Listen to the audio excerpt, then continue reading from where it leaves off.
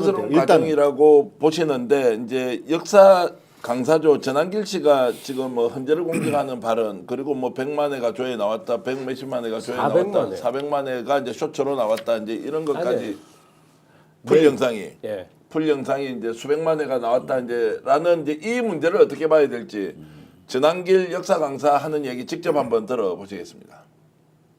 극단적으로 좌편향적인 국가관을 가지고 이재명과 친분이 두터운 이런 재판관이 과연 공정한 심판을 할 것이라고 믿는 사람이 과연 있겠습니까? 모든 국민들은 이러한 불리한 재판관들의 심판에 성공하지 않을 것이다.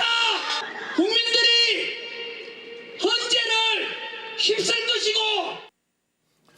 자 이제 저 사람 이야기를 일단 좀 해보. 김종욱 박사 어떻습니까? 역사학자고 본인도 정치학 박사신데 역사 학자가 강사, 아니라 예, 학원 강사인데. 학원 강사인데 자 전한길 현상에 대해서 어떻게 보십니까? 저는 제가 볼 때 저 도라이죠 진짜. 저렇게 얘기하면 상식적으로 도라이죠. 그러니까 아니 한국사를 공부하면 저렇게 얘기 못하는 거죠. 적어도 예를 들어 87년도 민주헌정 체제라고 하는 가치를 가지고 우리 역사를 얘기하는 거죠. 근현대사 같은 게 마찬가지입니다만. 아니 그럼 지금 예를 들면 민주헌정 체제에 맞게 따박따박 지금 사법기관들이 절차를 밟아가는 과정인데 갑자기 거기다 불이한 재판관이라고 얘기를 하잖아요. 아니 뭘 선고했다고 불이한 재판관입니까?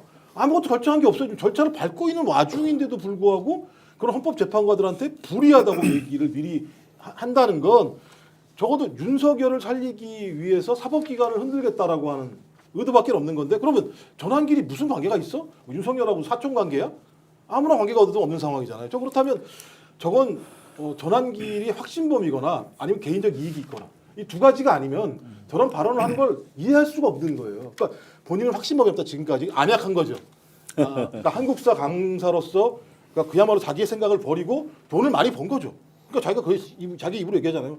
내가 60억을 버리고 여기 나왔습니다 이렇게 얘기하잖아요. 내가 연봉이 60억입니다.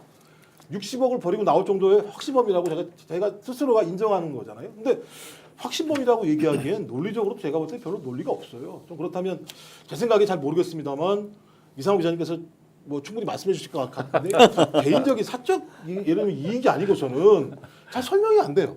저는 그래서 마이크를 넘기고 싶어요. 유튜버 구독자가 2배로 늘어서 지금 114만 명이니까 이제 스픽스만한 유튜버가 됐는데 아니 이제 의정 활동하시면서 실제로 전한길 현상 같은 거 이거 어떻게 보십니까?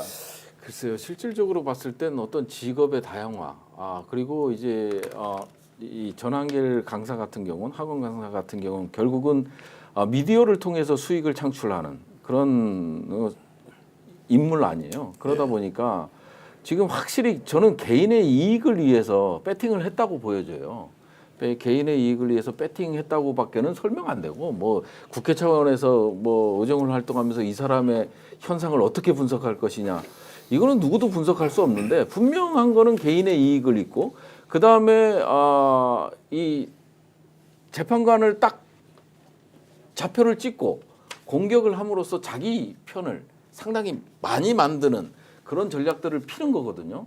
역사 강의도 그런 것 같아요. 그러니까 수험생들을 대상으로 하다 보니까 좌표 찍기에 능숙한 강사가 이 돈을 많이 벌거든요. 그러다 보니까 이게 뭐 이 지적 수준이 높고 실제적으로 어떤 증거에 기반하는 것보다는 팬덤 현상에 기반하는 것 같아요. 그렇지 않고는 설명이 안 되는 거예요. 좀 설명 좀 해보십시오. 뭐 기자 생활 30년에 전한길 현상을 어떻게 봐야 할 거냐. 이 내용 자체는 착오 수준이 아니라 완전 거짓인데 이걸 가지고 선동해서 헌법재판관을 이렇게 정말로 좌편향이라고 공격하는 것 내용도 없고 실제로 껍데기도 맞지도 않은 이야기인데 자, 이렇게 이제 막 붐업이 돼서 가고 있는 이 부분을 어떻게 볼 거냐. 돈벌이만을 위해서 모든 걸 던졌다라고 하기에는 이게 팬덤 자체가 너무 크다 말이에요. 어떻게 봐야 됩니까? 일단 뭐 저희는 질문하는 사람들이잖아요. 기자는. 그래서 왜 이 사람이 이 시점에 이런 행동을 할까? 그러면 평상시 어떤 행동을 했는지를 먼저 좀 파악할 필요가 있다 해서 일단 기본적으로 요분의 유튜브 들어와서 저도 상당히 시간이 귀한 사람인데 무려 상당히 많은 콘텐츠를 제가 봤어요. 근데 재밌는 현상을 발견했어. 특정 시점 전후로 톤이 바뀌어. 네. 상당히 시국과 관련된 발언이 적고 그리고 나름 합리적이었어요. 그래서 제가 주목한 이 양반의 컨텐츠는 이분 이제 가르쳐드리면 들어가서 구독하실까봐 아니 뭐 구독해도 네. 좋습니다. 뭐 꽃보다 자유롭게 보는 전환길이라고 이제 들어가 꽃보다 보시면 전환길 확인하실 수 TV가 있는데 있죠. 예, 예. 12월 4일 날 12월 4일. 예, 쿠데타 다음 날 예. 한 방송이 있어요. 근데 요거야 비상경은 미친 짓이라고. 야, 역시 근데- 이상호 기자는 다르다. 예, 예.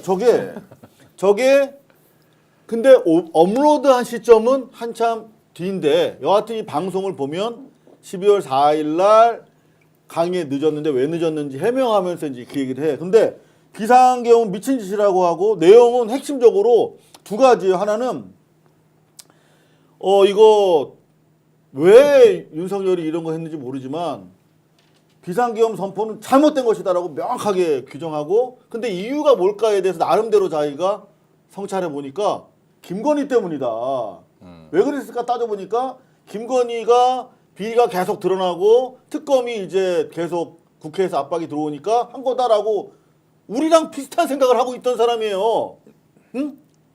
별다른 사람이 아니야. 완전히 우리 김 박사님처럼 또라이면은 아무리 저 강단이 뭐 학교 강단이 아니라 상업 강단이라고 하더라도 용서 받겠습니까? 나름대로 거기서 존치될 이유가 있었겠지. 근데 12월 4일까지 저렇게 얘기했던 사람이 갑자기 변합니다. 어떻게 변하냐? 다시 한번 아까 그 화면 보여주시면 여기서 집회 전사로 그리고 저기 보시면 더 유명한 400만 조회수가 넘어요. 그러니까 풀 콘텐츠가 400만 조회수가 넘는다는 거는 공중파 기준으로 하면 12%에서 15% 정도 시청률이에요. 네. 웬만한 사람들이 다 한 번쯤 봤을 만한 콘텐츠가 되는 거예요. 400만이 넘는 거예요. 네. 그런데 거기다가 대한민국 혼란을 선관위가 초래했다. 그러니까 윤석열의 상황 인식과 헌재 진술이랑 싱크로가 된 거야. 그죠? 선관위 때문에 쿠데타가 정당화되고 있는 거예요. 저 사람 머릿속에. 그러면서 급기야 지난 주말에 부산에서 한 말은 뭡니까? 지금 뭐 좌파 성향의 그 재판관 4명이 스스로 물러나지 않으면 국민들이 휩쓸어볼 것이다. 휩쓸어버리겠다. 이거 뭐야? 서부 지원 사태와 같은 폭동을 선동하고 있는 거예요. 이거는 명백한 문제가 되는 발언이죠. 여태까지의 그냥 자기 상황 인식과 달리 저거는 명백한 내란 선동이 되기 때문에 이제 저기 본격적인 문제가 되고 이 시점에 이제 민주당에서 구글에다가 일단 고발했고 반복되면은 이제 실제로 의법 조치에 들어가겠다고 한 상황이에요. 근데 왜 그랬을까? 좀 더 주변을 파봤어요. 그랬더니 뭐 메가 메가스타디. 스타디라고 얘기하시죠, 뭐. 예. 해도 되죠. 예. 메가스타디의 자회사가 있는데 저 전 선생의 소속은 메가 공무원이라는 회사예요. 예. 메가 공무원은 유일하게 메가스타디의 계열사 중에서 적자를 기록한 회사입니다. 그래서 실제로 4년간 누적 적자가 600억이야. 공무원 시험 시장에서 철수하기로 하고 작년 12월 15일경에 메가스타디가 메가 공무원을 모 회사에 매각합니다. 예. 114억에. 그러니까 매년 100억이 훨씬 넘는 적자를 기록하던 회사를 그냥 헐값에 판 거예요. 114억에. 근데 지금 뭐라고 그랬죠? 전환길이 자기 연봉이 얼마라고 했죠? 60억. 60억이라고 그랬잖아. 그러니까 매년 100 몇십억 적자 나는 데서 60억을 받았으면 새로운 회사가 인수했어. 그러면 전환길은 어떻게 하고 싶겠어요? 대폭 연봉을 깎거나 정리하고 싶겠죠. 근데 전환길은 자기가 정리되면 안 될 어떤 사람이어야만 해.